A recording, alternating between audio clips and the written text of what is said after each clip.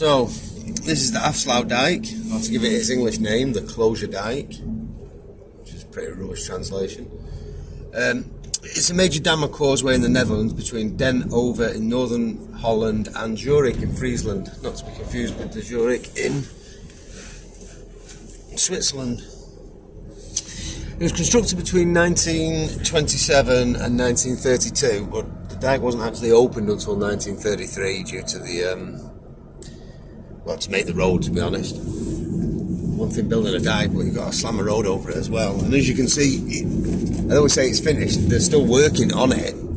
It seems to be some sort of ongoing programme.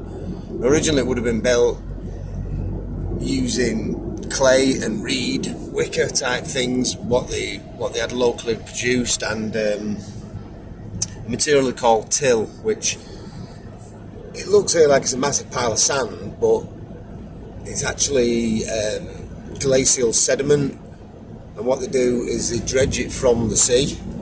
So in effect it's a bit of the sea bottom thrown up on top. Then they're casing that with kind of like washing boulder concrete and huge lumps of old concrete, which gives it kind of like protection from the waves.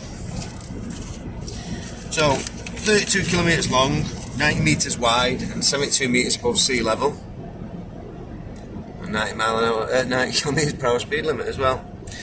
So the dike separates the Wadden Sea, which is part of the North Sea, from the IJsselmeer. Now the IJsselmeer, on our right side, is the saltwater free, freshwater part, and the Wadden Sea, or the North Sea, on the left side is the saltwater part. So before this dike was opened, this was the main route into Amsterdam harbours and ports, and also a lot of the fishing villages around, which would relied upon the waters to sort of like flood the land and bring a bit of fertility, fishing, and bring the shipping in. But in 1876, when the North Sea Canal was opened, there was a much shorter passage for the ships into Amsterdam, so they didn't have to kind of sail all the way around here, which took a couple of 3 days longer or whatever it was. So there wasn't a great call for this route into Amsterdam port, so it was decided, while the population required a lot more land and there's a lot of depression and not a lot of work at the moment, we needed space to raise animals and the population was increasing. So then this dam was constructed to then control the levels. Now the IJsselmeer is the IJssel Sea, and it runs from the IJssel River. So we've got 25 sluices underneath where we are now, not actually under this bit, but a series of 25 sluices in the dike, which will allow you to control the level of water from the IJsselmeer back into the North Sea, because there's so many rivers and canals that around Holland that drain into the IJsselmeer. So that gives us a situation where we can lower the water level and raise the land level to reclaim the land for all sorts of uses. See over to the right now, we've got a bit of a wind farm on the go. Still plenty of construction works here. Really great to see the lads out with the diggers now, and what it must have been like in 1927 to 1932 when the initial construction was going on. I don't know what sort of machinery they would have had, but you're talking the old steam cranes. I mean, when they built it, they sort of started at either end, and then they had two main stations in the middle, and I'm presuming as we drive over this, those stations will still be there as wider points that they used to store materials and machines during the construction. And then I think it was 4 or 5 points along the dike where they closed off at exactly the same time, and they thought this was going to be like a real nightmare. And actually it appeared that it wasn't quite as difficult as they thought. They thought there'd be some strong underwater currents, and once they dammed it, it actually worked quite well. But obviously it's a great testament to the hundreds of years of experience that the Dutchies would have had with land regulation in the polder region. So it's probably nothing new to them and their engineers, and it's still here today. So it's a testament that it's actually working quite well. Now, there was plans to put a railway along here. It just wasn't deemed really, it's not going anywhere particularly of any interest to anyone, so it was sort of deemed that it wasn't cost effective. But that's what allows us this dual carriageway here, because a section of the dyke was intended for use as a railway and it was just a single carriageway road. So that idea has been long scrapped, and we've got a dual carriageway going across it now. So that's an all-round bonus for the lads, isn't it?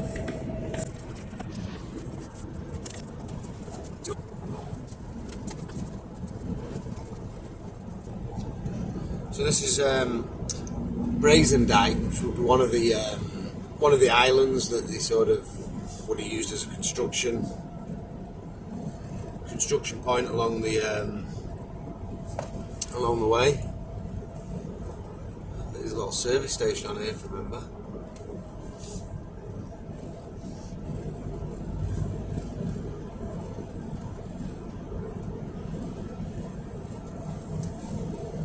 They're still using it.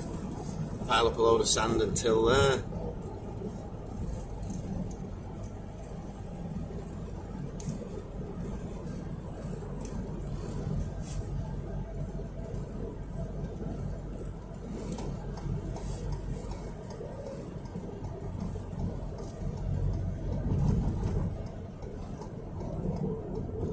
That's good, isn't it? Even though you're in the middle of the sea, somebody's found an opportunity to put a petrol station with overpriced diesel. €2.25.9 per litre, so it's at least 5 cents a litre more than anywhere else.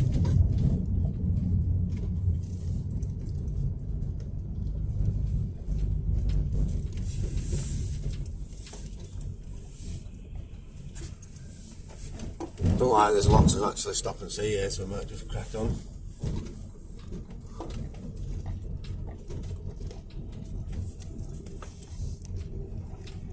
It's like it's used as a bit of a hub here for a wind farm as well.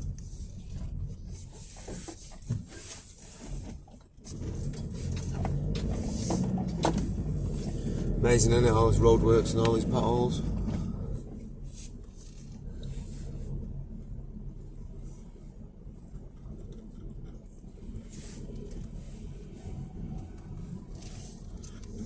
So you can just sort of see ahead of you there, that's like the concrete plates that they put at the water, and then the reclaimed concrete blocks, just for that erosion protection from the sea.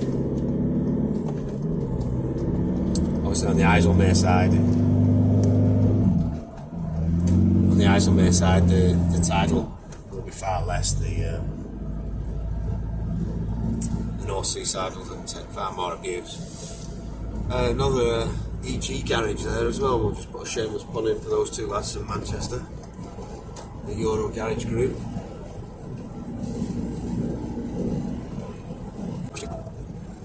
Yeah, it'd be interesting to go out there to complete the maintenance work on those windmills. No doubt by the time you finish the last one, you'd be able to go out to the first one and start again.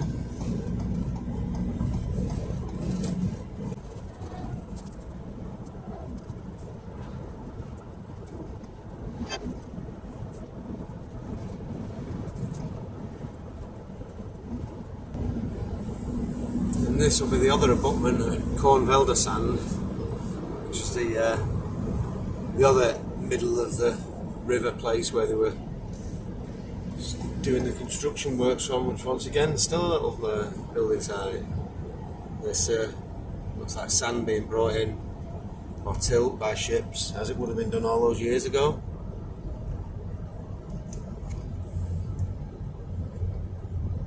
I think this is where the visitor centre is.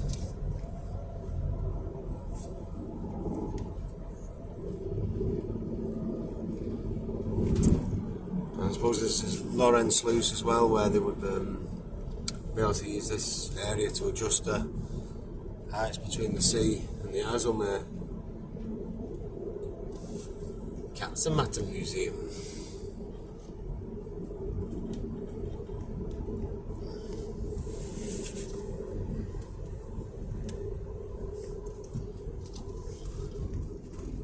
Oh, the barrier comes down automatically.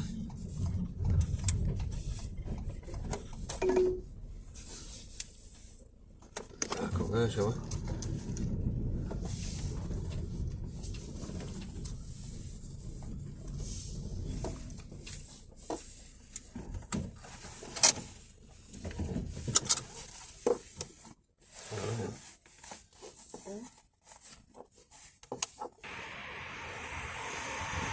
Schlagboom, Dahlen automatisch, so those barriers go down automatically. I've got a rather suspicious looking control centre there, so I don't know how it does it, but I'm assuming that these lift up, allow the shipping in. So that over there looks like one side of the sluice door.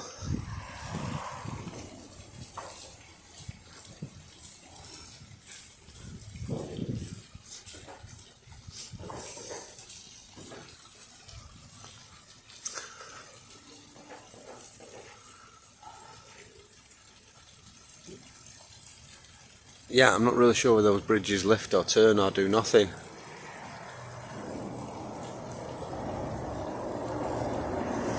They must do something, but it doesn't look like anything to lift them up, so I'm going to say they don't, which I don't know why we've got those two barriers there then. What I am going to tell you is, if I look over here,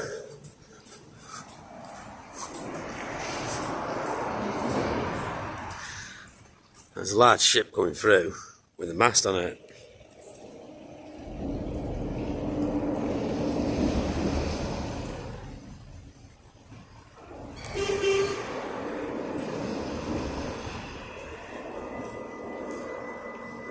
So if he's got any chance of getting through this road, this bridge has to do something spectacular, or that boat has to do something spectacular. I can hear bells. Well, the booms are down, so something's happening somewhere. There's the other side going down. Those are down.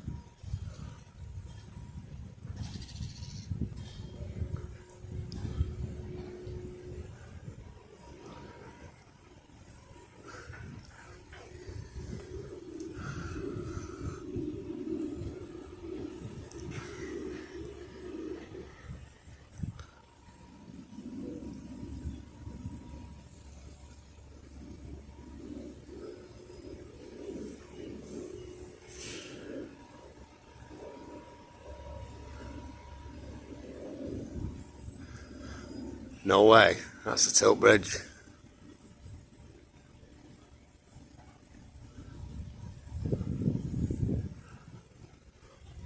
That one's rotating. Look at that. So it's tilted down at my end and up at the other end. Now it's going to turn. I wonder if we get a nice view of that from downstairs. Not often you get a good view like this. Let's have another look.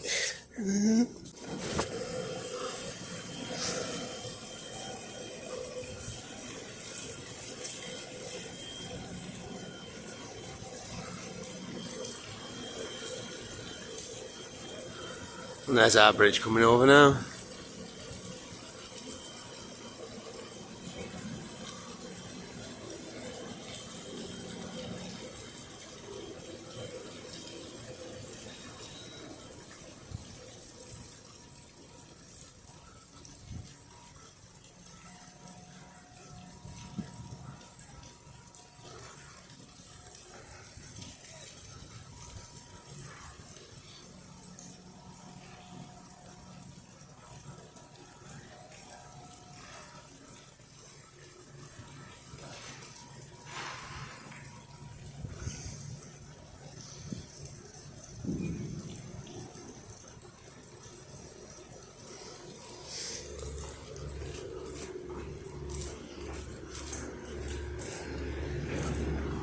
There's the first of our ships going through.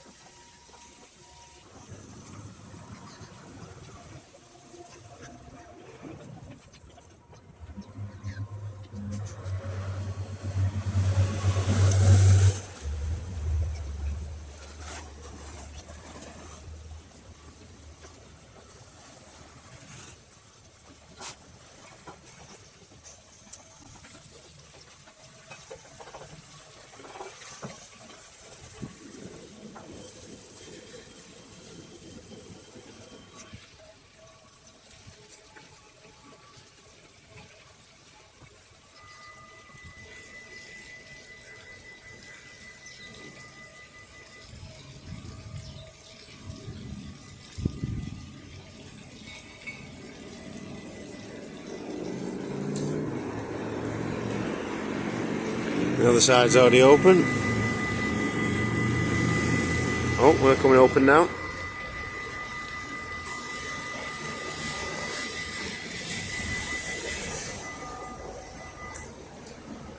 And they're off.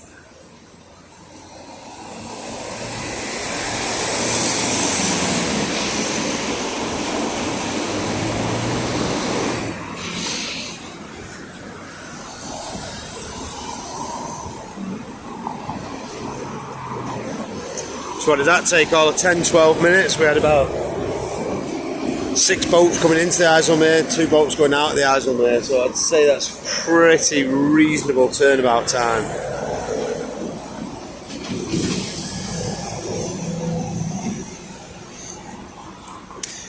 Did really well to get in behind them barriers as well, just before that bridge went up. But